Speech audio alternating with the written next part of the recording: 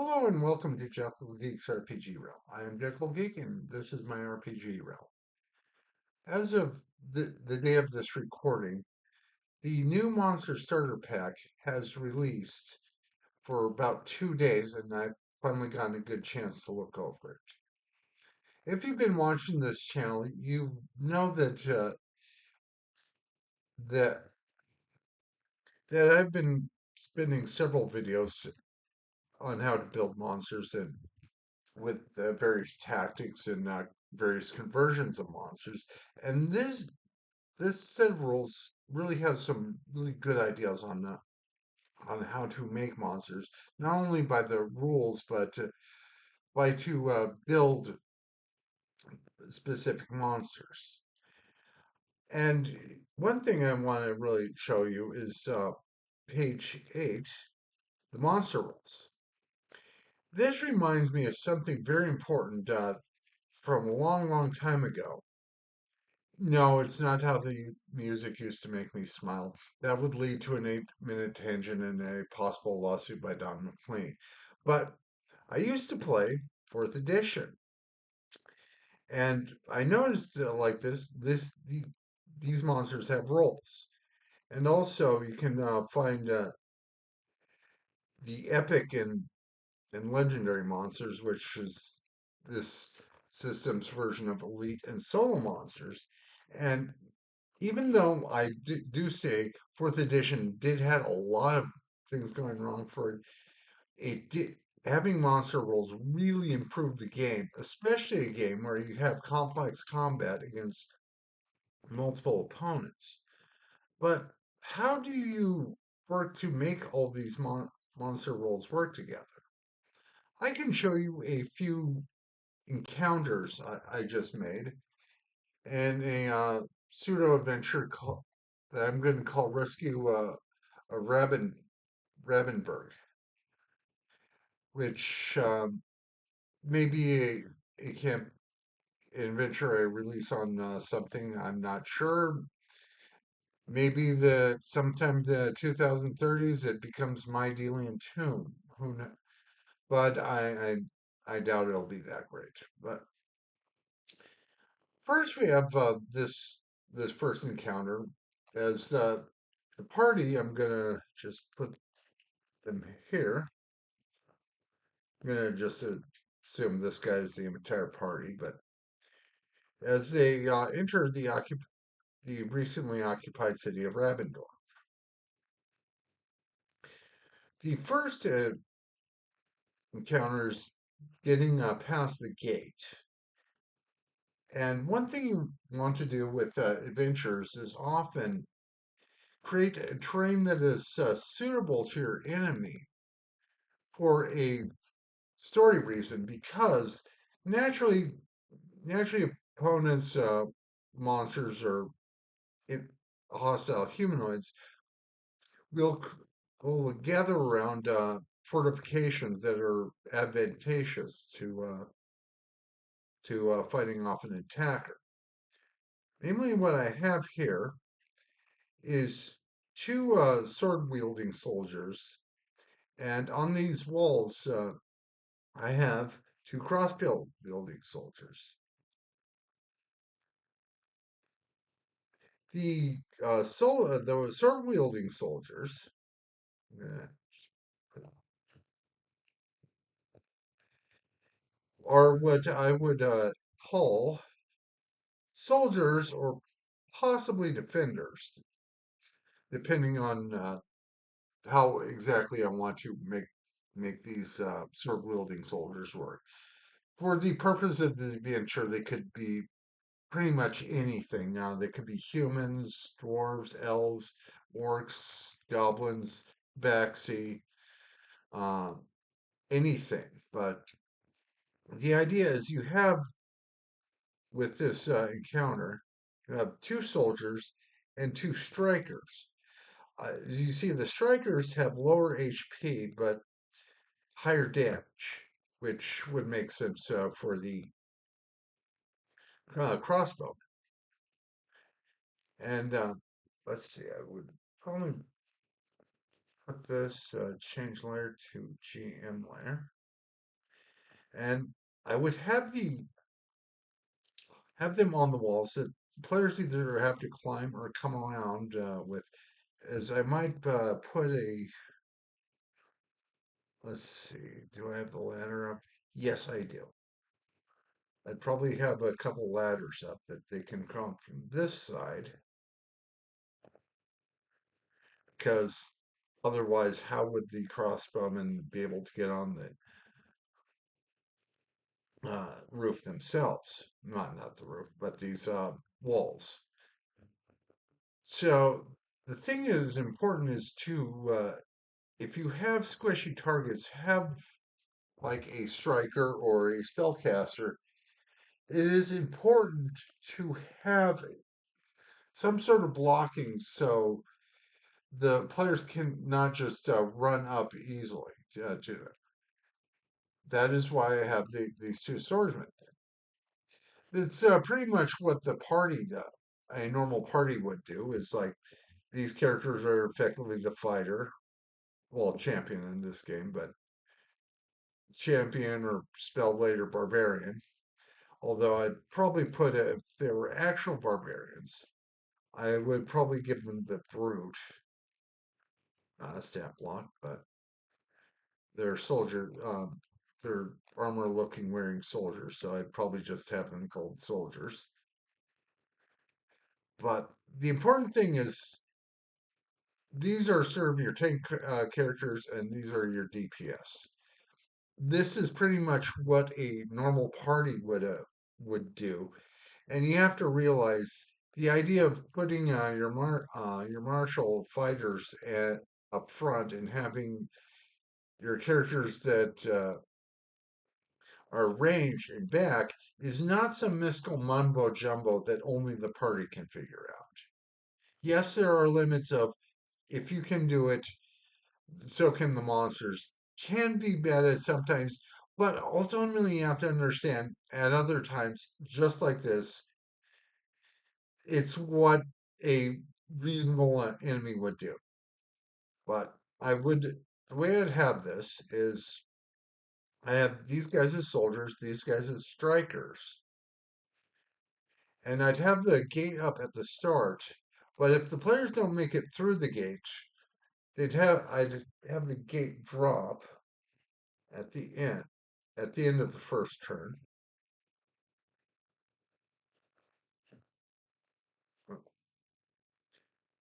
and just change the layer like this. So the players will either have to climb the walls or maybe charm the guards so they lift the gate or make a really good athletics check and lift the gate themselves. But this would be a simple first encounter for an adventure.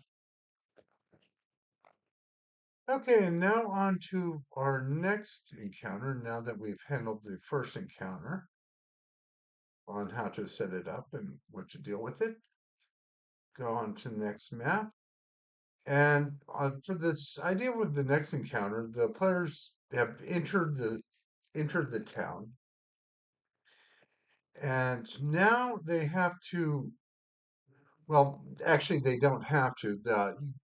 One of the things to allow for player agents is to have sort of optional encounters they can take, and this one could be an optional one. But if they're heroic, they'll probably take it. Is I created an encounter with a blacksmith that is being harassed by some of the orcs that have occupied the town, and the obvious entrance is here, and you have three orcs would probably be uh, let's see, they'd probably be soldiers, but bandits can be strikers, and bandits are just easy normal monsters, but you have like the soldiers where or brutes, pretty much soldiers, brutes, and maybe strikers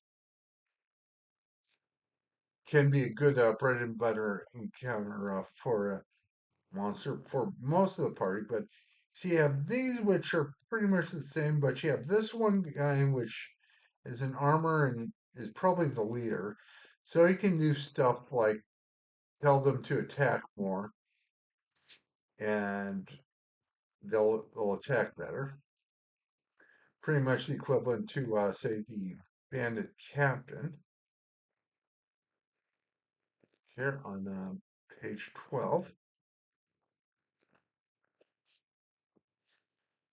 But just having a bunch of rank soldiers and sort of their chieftain or captain is a very easy setup, which makes sense to a lot of people. Eh, But one thing is, you want to make sure that the soldiers or the grunts are usually in front of the captain because any party worth their salt will realize that this guy's the big guy that you need to take down, and it'll be a lot easier. So it's kind of a bit of a scary, it's kind a bit of a risk if you want to have a captain that is good at melee, although that is still doable. But one thing I want to point out with this map is there is the obvious way of going through the tour and fighting the orcs here, which they probably hang up on you like this. One thing is I also created a some stairs, which these stairs would lead up there.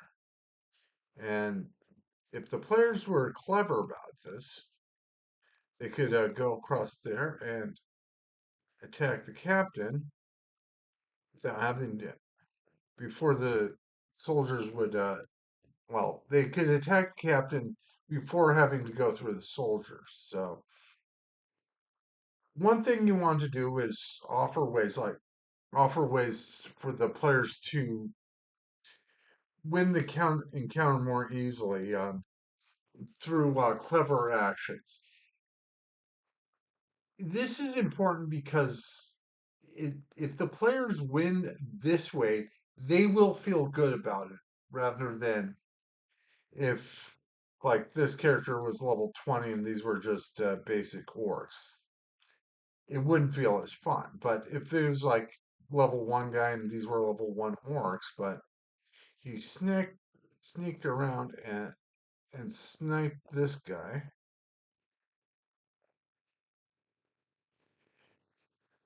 the party would really like that. So always, well, not always, but if you can, think of ways that a player could possibly take advantage of the situation, and they'll feel happy when they do so.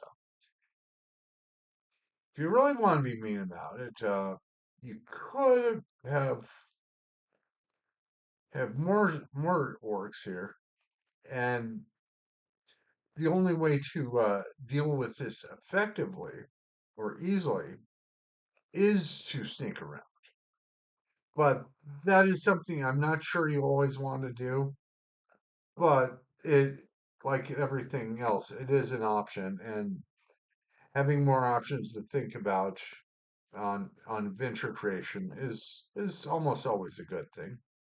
And the thing is, if players defeat all the orcs, they can talk to the blacksmith and get a reward. Because you want to reward the players if they go above and beyond and act heroically. And I think that's really all I can say about this encounter because it's less about the special abilities of the orcs and how having a terrain that allows for different points of entry makes an encounter interesting of itself. One thing you always want to do and have different every time if you can is to ask yourself, what important terrain feature am I adding to this encounter? Because rarely you want to have an open field. Some rarely you can have an open field if the encounter is about something different. But you always want to have some terrain feature for the characters to think about.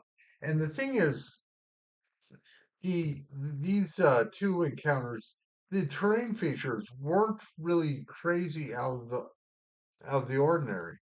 It was some town walls, well, actually town walls and a moat, and this one takes place in a house. If you want to even go crazier, I could have put the fire forge of the blacksmith more in a way that the players would have to interact with. But that, like everything, that's always an option. You don't need to do everything to have a good encounter. But I think that's all I say for this third encounter. Well, not third encounter, the second encounter. But now on to the third encounter that I have created for this video. And for my third encounter that I'm showing in this video, it's something about alternative win conditions. You've heard about the quote unquote stop the ritual encounter, and this is a variation on this. I created a graveyard where there's a bunch of graves and a mausoleum in this top right area with two necromancers that are creating undead, and there are more undead here. The stop the ritual variant is that I'm going to have that every so often that the necromancers will create more undead that will slowly spill out of the mausoleum. And the encounter ends when the party comes and fights through the zombies or bypasses them. And when I have graveyards, I always like to have big tombstones because you can use them for cover. And you always, like I said, you want to have some terrain feature for every battle. And for this, one of the things I'm going to do is add tombstones. And the thing is, when the necromancers are defeated, the encounter is over. But one thing you have to remember with alternative win conditions is that you want to have a stronger than medium encounter, a hard encounter, and also have sort of a telegraphed way of figuring out how to win this encounter. Because there's no point in having an alternative win condition for an encounter if the party just decides to just slog through all the zombies and just try to win the encounter normally. You've created an encounter that, with interesting new rules that never gets used, you might as well not have spent the time creating an interesting new encounter. Although pretty much all that I've said so far is things that could apply to pretty much any tabletop RPG with at least significantly complex rules. Like it, pretty much anything I said before would apply to, say, Pathfinder or D&D, or I don't know, Draw Steel. I need to play that system more, but I only played with one shot. But yeah, one thing I'm going to have to say about alternative win conditions and DC20, because this is a DC20 video, it's that you have to make sure that the alternative win condition is far enough away from the player starting area, because the thing is, in DC20, you get 4 action points And the thing is, just about everybody can move at least 20 squares every turn. So you have to look out for that for not only say difficult terrain, but and blocking enemies or whatnot. But you have to make sure that it is at least somewhat difficult to get to these alternative win conditions. So, so with this encounter, that's why I made sure to place the mausoleum on this far side of the counter where you have to probably go through this, and I probably have a zombie right here, so they have to go around it. So it still takes a little while to do so. But yeah, you have to remember make your alternative win conditions at least somewhat obvious and have the encounter be somewhat difficult. Like I said before, otherwise there's no point to an alternative win condition. But when you can do it, it is always a nice way to mix up your encounters, like this zombie encounter. Because otherwise, without the necromancer summoning more zombies, the and you just put them out here with the zombies in front, this just feels like a normal encounter to everyone else. And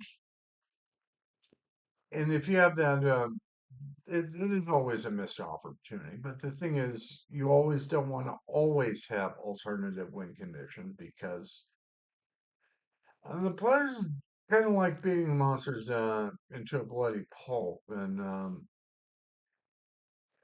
the big thing with being a game master is you need to make sure your players have fun. But yeah, always try to mix up an encounter some way that is new and interesting, and that will be something that your players will have fun with. I Yeah, I think I talked enough about all three encounters of this game, and I might, who knows, if it gets really popular, I might make it into a adventure either with published or create a Patreon for it. I do not know at the moment, but that is all I pretty much have for these three encounters. And I hope you found this video at least slightly educational and somewhat entertaining. Well, especially educational because this is this is being video of me showing you some of my higher concept learning playing games, and I think I can wish you to have a hopefully good rest of your day.